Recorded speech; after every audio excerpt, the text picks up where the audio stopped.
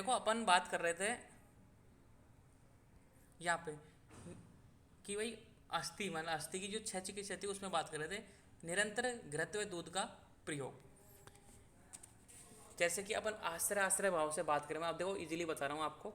जैसे कि हम आश्रय आश्रय भाव से बात करें तो यहाँ पे अपन को क्या करना था, वात को बढ़ाना होता था कि भाई अगर मान लो आश्रय आश्रय मतलब अस्थि को बढ़ाना है तो मतलब वात को बढ़ाना है। लेकिन यहाँ पे देखो घी और दूध की बात हो रही है, मतलब अपोजिट बात हो रही है, क्योंकि अस्थि और जो वात है दोनों का अपोजिट रहता है। बाकी जैसे यहाँ पे किया ना अपन ने रक्तस्राव वरेचन, क्योंकि इनका समान है। अगर रक्त बढ़ेगा तो पित्त बढ़ेगा, पित्त घटेगा तो रक्त घटेगा, यहाँ पे समान है। लेकिन यहाँ पे क्या होता है, आश्रय आश्रय भाव से अस्थि बढ़ रही है तो वात घट रहा है, वात घट रहा है तो अस्थि बढ़ रही है। तो इसलिए अगर छः में अपन जो कॉन्सेप्ट लगाते हैं, भाई छः में चिकित्सा क्या लगाते हैं कि वात को बढ़ानी है, मतलब अस्थि को बढ़ानी है। अपना तो मेन मकसद यही ना अस्थि, तो अस्थि छः, तो अस्थि पे फोकस लगाओ थोड़ी देर के लिए कि भाई अस्थि को यहाँ पे बढ़ानी है। तो अस्थि को बढ़ाने के लिए मतलब आश्रय आश्रय भाव बोलता है कि भाई वात को बढ़ा दो, लेकिन इनका वात वो अपोजिट रहता है, आश्रय आश्रय मतलब वात को घटा दो। तो यहाँ पे अपन ने घृत और दूध का प्रयोग किया, तो वही घृत और दूध से आपको पता है स्निग्ध रहता है तो वात घटता है। तो ये लाइन तो हो गई क्लियर। एवं तिक्त द्रवों से सिद्ध वस्ती, तो आपको पता क्या होता है कि भाई जो वस्ती है ना, आप किसी भी द्रव की वस्ती लो, मधुर की लो, अम्ल की लो, लवण की लो, कटु की लो, तिक्त की लो, कसाई की लो, लेकिन जो वस्ती क्रम है वो क्या करता है, वात के लिए सर्वश्रेष्ठ चिकित्सा है। मतलब वस्ती हमेशा वात को कम करेगी, ये बात ध्यान रखना। ये तिक्त द्रव क्यों लेते हैं, मधुर द्रव क्यों लेते हैं, लवण द्रव क्यों लेते हैं, ये क्यों लेते हैं, इसलिए लेते हैं ताकि जो कॉन्सेप्ट है अपना कि ताकि फास्ट एक्शन हो, ठीक है, कोई कॉम्प्लिकेशन पैदा ना हो, या फिर कुछ ऐसी चीज़ें मतलब कि भाई लवण मिला दो इसमें, तो कुछ ना इससे कुछ विशेष कार्यों के लिए तिक्त द्रव बात किया कि अपन बोलते हैं यहाँ पे मधुर द्रव, जैसे अभी बोला कि मधुर द्रव दे सकते हैं। मधुर तो अपन दे ही रहे हैं, घी दूध तो पिला ही रहे हैं उसको, लेकिन अगर उसको मधुर द्रव देंगे तो काम ही नहीं करेगी, क्योंकि अवशोषित तो होना चाहिए ना।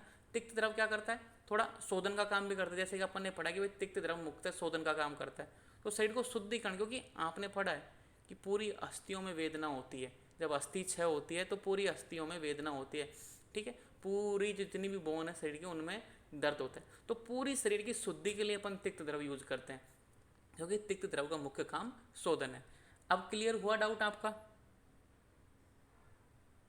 Hello? Yes sir, yes sir, yes sir. देखो ये बात समझ लेना कि यहाँ पे अपोजिट है, आश्रय आश्रय भाव से अगर अपन बात करते हैं तो यहाँ पे अपन को कटु तिक्त कसाई यूज करना पड़ता है, लेकिन यहाँ पे अपन यूज क्या कर रहे हैं, घी और दूध, मतलब मधुर रस वाले, क्योंकि अपन को अब यहाँ जो अस्थि और वात का आश्रय आश्रय भाव ना अपोजिट काम करता है। और ये इंपॉर्टेंट क्वेश्चन है फिजियोलॉजी का 10 नंबर में कि वात दोष व अस्थि धातु का आश्रय आश्रय भाव को विस्तार से समझाइए। मोस्टली क्या करते हैं, भाई अस्थि बढ़ रहा है तो वात बढ़ रहा है, वात घट रहा है तो अस्थि घट रहा है, ये ऐसे समझ के कर देते हैं, लेकिन दोनों का अपोजिट काम करता है, ये बात ध्यान रखना, ठीक है। अब देखो लंघन, इसमें ये हो गया था मधुर तिक्त अन्न शोधन व मैथुन मध्य निद्रा, ये अपन ने कर लिया था। ये कौन सा था, मज्जा, मज्जा वाला था ना। तो ये हो गया यहाँ तक, अपना हो गया धातु कंप्लीट। तो इसको समझ लेना आराम से, कोई डाउट नहीं है, कोई टेंशन नहीं है, क्योंकि इसका अपोजिट काम करता है आश्रय आश्रय भाव, इसलिए यहाँ पर अपन को वात को घटा रहे हैं। मतलब अस्थि बढ़ेगी तो वात घटेगा, तो मतलब अस्थि को तो बढ़ानी है, समझ में आ गया ना। अपोजिट का मतलब विपरीत, तो अस्थि बढ़ा रहे हैं तो मतलब वात घटा रहे हैं, तो वात घटा दो अस्थि ऑटोमेटिक बढ़ जाएगी आश्रय आश्रय भाव से। ये हो गया कॉन्सेप्ट क्लियर। तो कॉन्सेप्ट को रखो एकदम माइंड में रखा करो कॉन्सेप्ट को कि भाई बाकी सबका सेम है आश्रय आश्रय भाव, लेकिन अस्थि और जो वात का है वो अपोजिट है, बस ये ध्यान रखना। अब स्टार्ट करते हैं मल, वेस्ट प्रोडक्ट।